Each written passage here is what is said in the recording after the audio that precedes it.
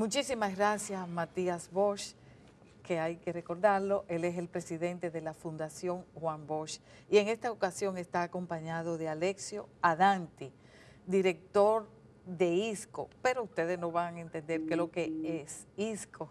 Se trata del Instituto Sindical de Cooperación para el Desarrollo y ellos acaban de publicar una investigación que tiene que ver con la caracterización de la clase trabajadora en República Dominicana. Y qué bueno y qué oportuno que una investigación de esta naturaleza, donde se habla del trabajo digno, del salario digno, de la precarización, de la informalidad laboral y todo eso. ¿Cuáles son los hallazgos? Sí, vamos a ver. ¿Qué es lo que nos presenta ¿Cuáles son las novedades? ¿Qué es lo que no sabemos? Alessio. Bueno, Adalberto y Ana Mitila, gracias por invitarnos. Los hallazgos son que todavía queda mucho camino por recorrer. República Dominicana es un modelo desde el diálogo social, que es el instrumento que la Organización Internacional del Trabajo establece para redistribuir riqueza y aún mejorar la condición de trabajo. República Dominicana tiene 3 sindicatos activos, tiene una experiencia vasta de Comité Nacional de Salario. Sin embargo, lo que hemos visto es que el poder adquisitivo de la clase trabajadora se ha perdido en lo largo de estos últimos 20 años en un 20%. Esto significa que somos más pobres como trabajadores de lo que éramos en el 1999. Y esto nos dice que queda mucho camino por recorrer y que el aumento del salario mínimo no han podido compensar el aumento de la canasta básica. Hay datos que son muy técnicos, pero que nos pueden decir que aproximadamente el 70% de los trabajadores activos tienen dificultad para llegar al fin del mes y que probablemente se endeudan privadamente o reciben esa remesa que permiten todavía Pues poder tienen su llegar, jornada a buscar un segundo empleo. o si no, buscan segundo empleo o se la buscan. Y eso nos dice que hay mucho camino por recorrer porque, como decimos nosotros, cuando niños a ninguno de nosotros se nos ocurrió decir que a la pregunta ¿qué quieres hacer cuando sea grande, chiripero o lo que sea? Todos queríamos ser Pero otra a propósito cosa. de eso, el dato que refiere de que se ha reducido en un 20% el poder adquisitivo del salario, se refiere a los asalariados. Y esa proporción altísima de la sociedad que trabaja por cuenta propia, ¿fue abordado también en el estudio? Sí. En parte. Los amigos y amigas que nos ven, a quienes saludamos en esta mañana, ¿verdad? Podrán encontrar en este estudio caracterización de la clase trabajadora, una radiografía muy detallada y muy precisa de los números. Y como bien tú estableces, primero los datos que son los datos en base a las estadísticas oficiales, es decir, que eso es una cosa muy importante, refuerzan cosas que ya uno sabía. Por ejemplo, como tú bien dices, que una parte muy importante de los trabajadores y trabajadoras de este país son cuentapropistas, son trabajadores por cuenta propia, tanto en el sector formal como en el informal, que como tú decías también, son trabajadores que incluso en lo que llamamos patrono, son trabajadores que ganan poco. Es decir, ser contrapropista o ser patrono no significa, ¿verdad?, ser una persona que se esté enriqueciendo. Y que, por supuesto, la mayoría se ubica también en el sector servicios, comercio, trabajo no calificado. Y por ejemplo, ratifica datos que ya ha dado el Banco Central. Salvo en la categoría de gerentes, administradores y profesionales intelectuales, en todas las categorías de trabajo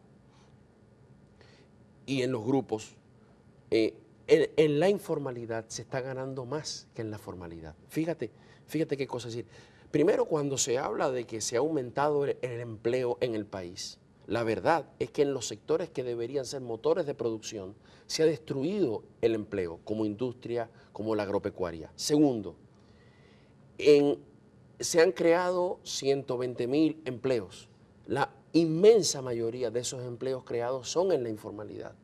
Y precisamente cuando se habla de que crear un empleo formal es un empleo digno, lo primero que podemos decir es que en prácticamente todos los tipos de trabajo, en la informalidad se gana más que en la formalidad. Y eso habla de por cuál es el motor de cómo se mueve la riqueza en la República Dominicana. Para dar un dato sencillo, el tema de distribución de riqueza y a lo que se refería Alessio. Si en los 90 prácticamente la distribución de la riqueza producida es que la mitad se iba como salario a la clase trabajadora, hoy eso se ha reducido a un 30%. Eso quiere decir, como tú decías, la productividad aumenta, la riqueza creada aumenta, como se ha dicho, el PIB se ha multiplicado por 3, por 5, pero esa mayor riqueza producida, lo que se ve es que una mayor parte va a manos de la clase patronal, de la clase gran patronal, y una parte cada vez menor va a manos de los hombres y las mujeres que Pero producen ¿qué esa podemos riqueza. esperar con ese modelo que Matías Bosch acaba de describir? O sea, que en el sector, los empleos se producen más en el sector informal. Eso quiere decir que no cotizan a la seguridad social, no cotizan a impuestos internos. O sea, ¿qué modelo económico es que se está implantando en el país? A propósito de que ahora está de moda hablar de modelo económico. Bueno, el modelo económico es un modelo económico que no nace en República Dominicana, sino que se ejecuta en República Dominicana. Esas tendencias son tendencias mundiales. A lo largo de todo el mundo se asiste a fenómenos de concentración de la riqueza cada vez mayores. Sin embargo, en República Dominicana la debilidad de la respuesta social, hay un dato que es importante: el 87% de los y las dominicanas desconfían en otro dominicano. Eso dificulta los procesos de acción social y de movimientos sociales. Entonces, Y los gremios sindicales prácticamente no existen.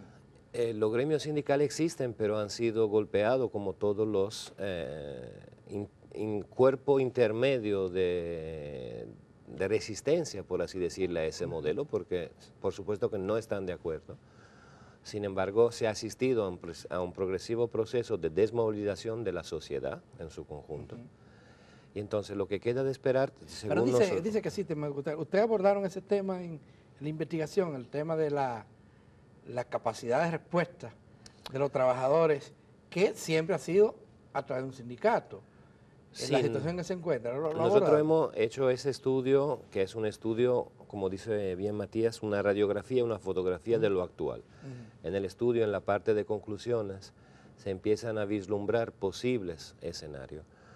Tenemos también otro trabajo que se ha realizado en conjunto con el movimiento sindical, que es la Agenda Sindical Dominicana, la cual pone en perspectiva la demanda y la propuesta del movimiento sindical, y la pone en perspectiva al lado de una ley que aquí de la cual se habla poco, que es la ley 1-12, que es la Ley de Estrategia Nacional de Desarrollo, que ya estamos a 10 años de su implementación, y todavía estamos lejos de ver que esos objetivos estén al alcance.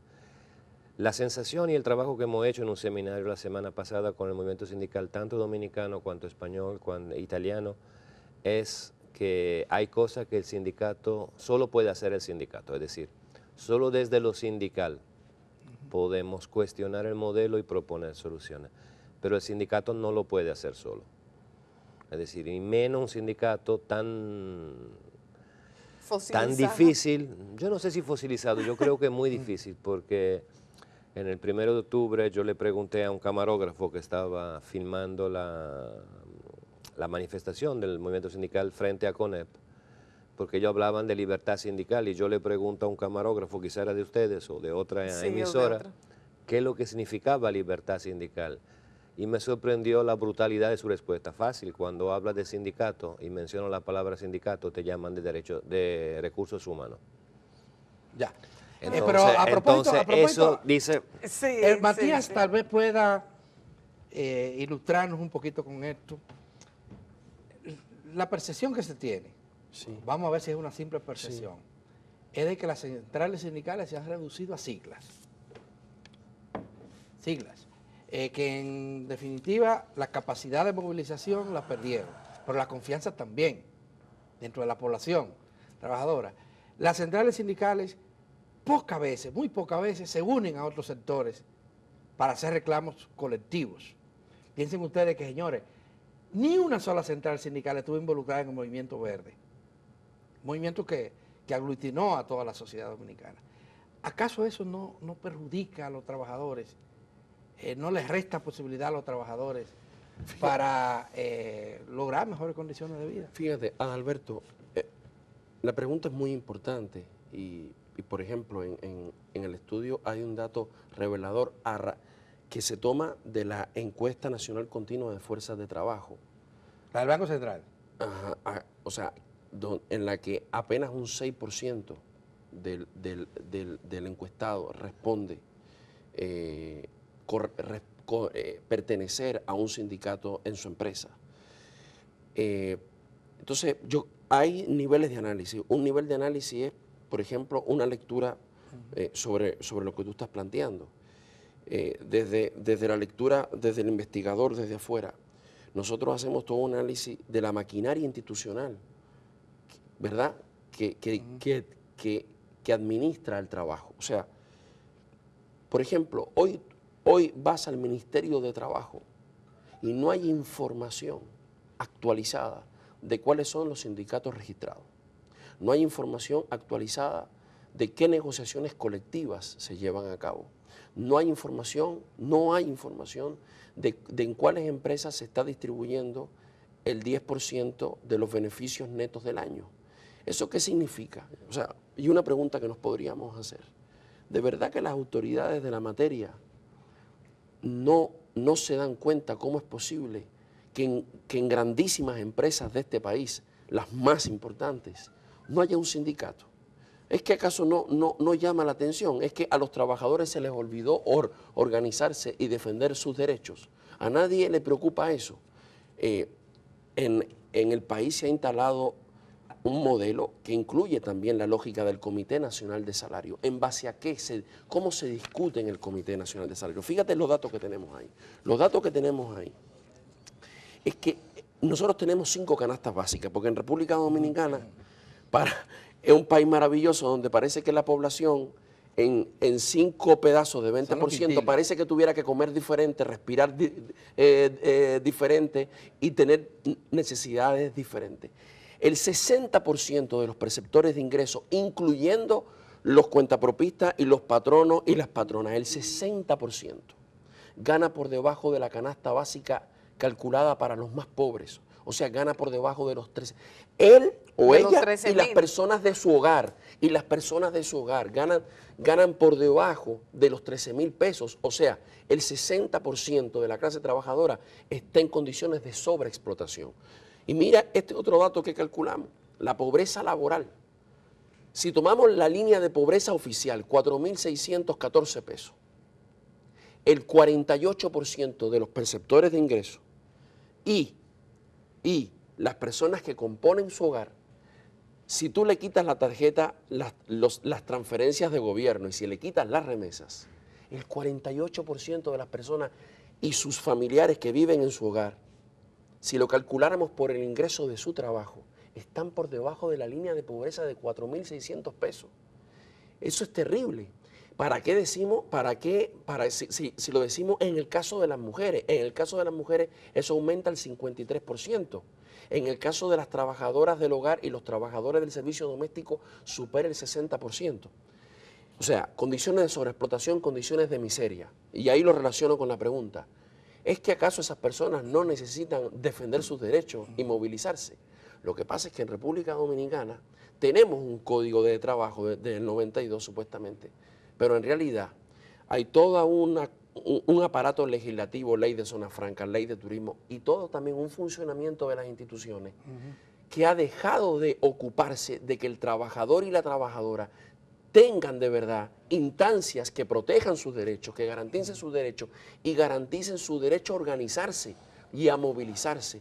Y yo creo que ese es un punto central del país. No puede haber democracia social, no puede haber justicia social. Se nos acabó el tiempo, Sí, pero sí. Alessio, Bajo tal esas vez sería condiciones. rapidísimo ahí ver algún camino, hacia dónde vamos, qué podemos hacer.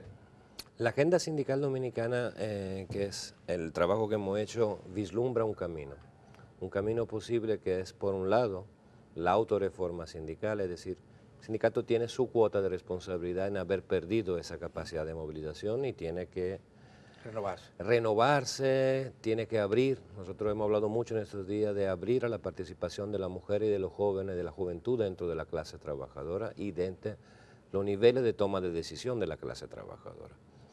Y eso es parte del desafío que el sindicato actúa. Y desde el movimiento social tenemos que conocer esos datos, darnos cuenta que el problema no es del 6% que esté sindicalizado o de los trabajadores organizados, no es de las mujeres, es un problema colectivo, común, que requiere de respuestas comunes. Si seguimos dando respuestas individuales a problemas colectivos, la cuestión es difícil. Aquí lo hacemos con los inversores, con la bomba de agua.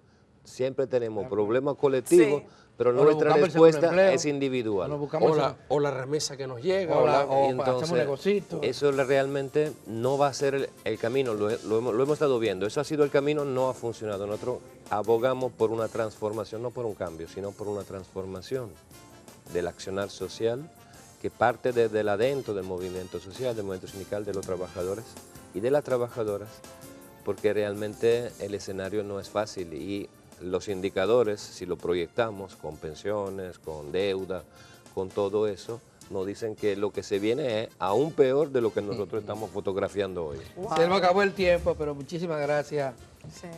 a Decio, a gracias. Dante y nuestro gran amigo Matías Bosch, quien, como ustedes saben, Matías, este espacio siempre está abierto para hacer este tipo de debate.